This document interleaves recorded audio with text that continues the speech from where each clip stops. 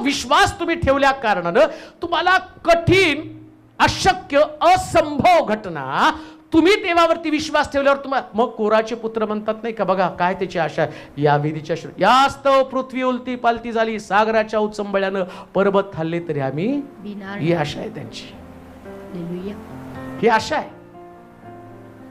पहाडासारखं संकट आलं, पहाडासारखे डोंगरा एवढे प्रश्न आले, तरी तुम्ही जर विश्वासानं मजबूत असाल, देवाला पकडून राहा, देवाला पकडून राहा, देवाभोवती जीवन फिरू द्या. जर मजबूत व्हायला पाहिजे ना, तर देवाभोवतीच फिरलं पाहिजे.